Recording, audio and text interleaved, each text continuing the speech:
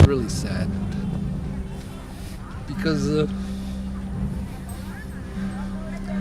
that's not what we were sent here for, to kill innocent people.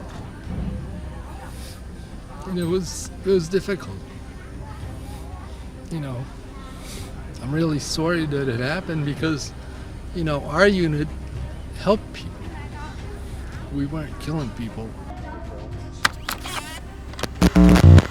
It's not a secret that war turns men into monsters. Vietnam was no exception, as thousands of crimes and atrocities were committed there. Jon Jonas, the soldier who gave his testimony a moment ago, expressed regret for the actions of his fellow soldiers during the conflict. However, in those dark days, American troops showed no mercy to anyone who crossed their path, sowing death and destruction among the Asian country's inhabitants. The massacres of the local population became famous for their shocking cruelty, but there is a class of crimes that is still relatively unknown even today.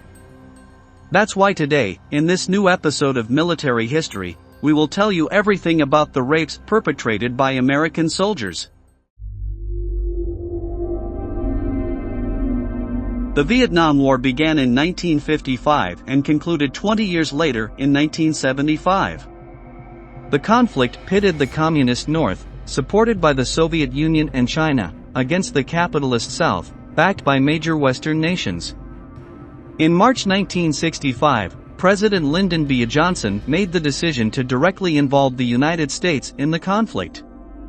Up to that point, they had only provided resources, weapons, and military advice to the South. However, American authorities believed it was time to escalate their actions and put an end to the leftist threat. In their view, if the North wasn't neutralized quickly, it could influence other countries in the region and draw them toward the communist cause. Thus, the domino effect would strengthen the Soviet Union's bloc and weaken the international standing of the Americans. For them, what was at stake was the outcome of the Cold War. Vietnam is also the scene of a powerful aggression that is spurred by an appetite for conquest. It is the arena where communist expansionism is most aggressively at work in the world today. Once they were on Vietnamese soil, Uncle Sam's troops found that this conflict would be very different from any they had fought before. In the battle against the Third Reich, they had faced conventional armies made up of uniformed men following standardized combat tactics.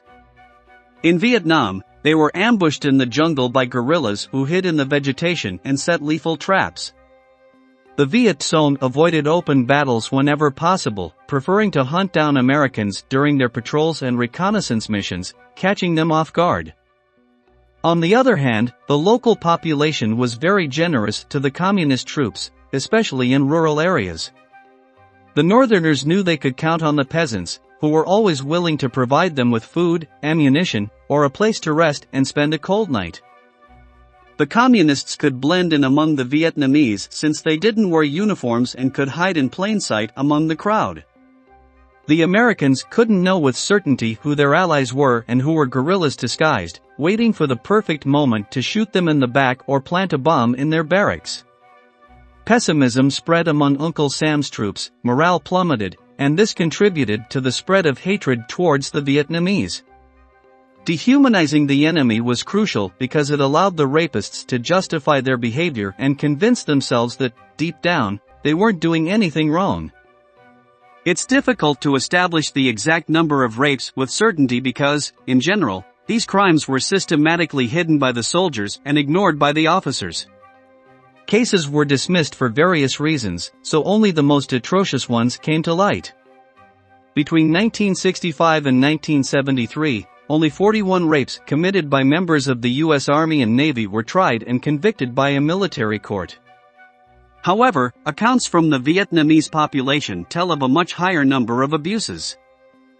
Throughout the war, the Americans engaged with local women in various ways. Of course, there were cases where sexual relations were consensual between both parties. However, this coexisted with the prevalent prostitution and different forms of sexual assault. There were even army instructors who claimed to recruits that raping Vietnamese women was not against the law. In general, there was a culture that viewed Asian women as objects of desire for Westerners, who had the permission to possess them at will. According to some experts, these rapes were also a demonstration of ethnic and civilizational superiority by the Americans. Sexual crimes were not motivated solely by pleasure but were also related to the quest for power. What you're currently seeing are some examples of the most popular magazines among U.S. troops.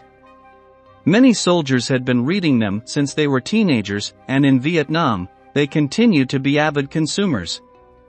As you can see, men are portrayed as action heroes, shirtless, showcasing their well-built bodies, holding weapons while facing their enemies. Women are portrayed as sensual, wearing minimal clothing, and appearing as prizes to be claimed by their male counterparts. This drawing is especially interesting because it shows a Western soldier entering the secret hideout of a communist base. There, he surprises two voluptuous women engaged in some form of espionage, with the flags of China and North Vietnam in the background. Let's see what Mort Kunstler, one of the most important artists of these magazines, has to say about it. Text. You figure out what is going to be visually the strongest image you can make to get people interested. The whole goal is for them to, if they're going through a magazine and thumbing through, they you want to have them stop and say, hey, what's going on here? The consequence of this literature was that, for Americans, Vietnamese women were little more than treasures to seize, women ready to be conquered by victorious warriors. For many recruits, their concerns were not focused on the war's development but on the lack of women and the prolonged isolation in a hostile nation. To maintain discipline among the troops, officers allowed brothels to operate within the barracks. Sex was seen as a way to distract the mind from the conflict and the grotesque scenes on the battlefield, even if only for a short time. In an interview, a soldier said the following, summarizing the U.S. Army's view: "You're in a purely male environment, there are no available women, and the ones that are there are from a different culture, a different skin color, a different society. You have an M16 rifle, so why would you pay for sex? All you have to do is go to the village and take what you need." Women in rural villages were the easiest to victimize because they were far from major cities and had no way to report the crime. Thus, the crimes went unnoticed, and the only ones who were aware were the ordinary soldiers and officers. As mentioned earlier, the latter were not interested in reporting the rapes because, on one hand, they believed there was no need to show mercy to Vietnamese women, and on the other, they didn't want to get involved in a sexual scandal that could lead to a military trial and potentially harm them for allowing their men to behave in such a way. For the officers, it was easier to turn a blind eye and remain on good terms with the troops. Sometimes, cruelty could reach unheard of levels. James William Gibson, author of a book on this subject, narrates how, after raping a woman, they penetrated her with a hand grenade to see her stomach explode. Some crimes gained enough notoriety to be reported in international media. One of them was the infamous Hill 192 incident. Be cautious, as you are about to hear one of the most revolting stories of the Vietnam War. On November 17, 1966, a small unit of 5 Americans was patrolling the Phy My district, located in the central southern region of the country. While planning their mission, 2 of them, Sergeant David Edward Gervais, 20 years old, and Private Stephen Catbot Thomas, 21, mentioned that it would be fun to kidnap a Vietnamese woman. They believed the group needed something to boost morale and that they could keep a young girl as a prisoner, rape her and, at the end of the mission, to kill her to leave no trace. On November 18, at 5 in the morning, they entered the tiny village of Cat Tuong, searching for their victim. It was there that they encountered Phan Thi Mao, a 21-year-old young woman, whom they gagged, bound her hands, and took with them. Later, they set up camp in an abandoned shack in the middle of the countryside, and that's when the real hell began, as the soldiers took turns raping the girl.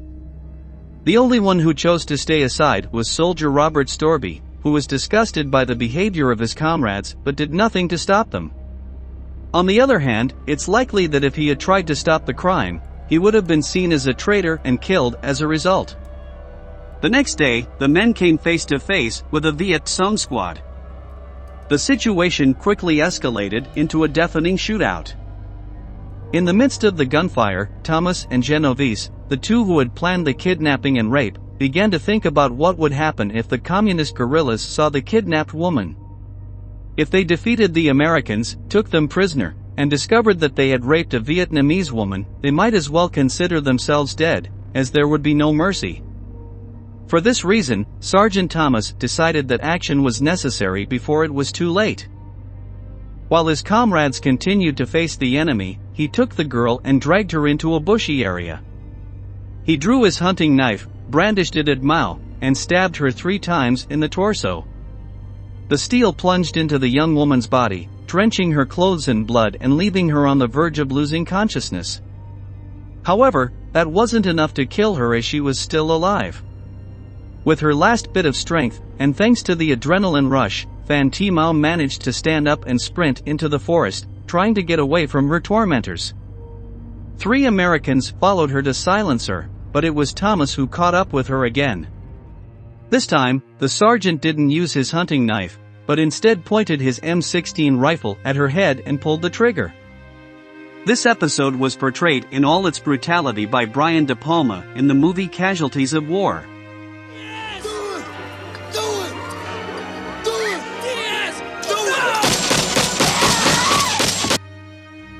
In the end, the Americans survived the battle with the Viet Cong, but their story didn't end there.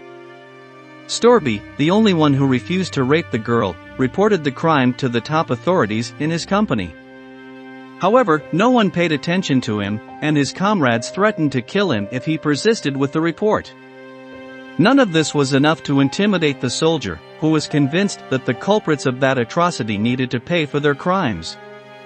Storby continued to file reports on the incident until he was able to contact the United States Army's High Command, and his report was finally addressed. The Hill 192 incident, as it was dubbed, caused a scandal when the news was revealed to the world. The perpetrators were tried by a military tribunal, and in 1967, the 4 rapists were discharged from military service and sentenced to prison. However, despite the heinousness of their actions, none of them spent more than 4 years behind bars.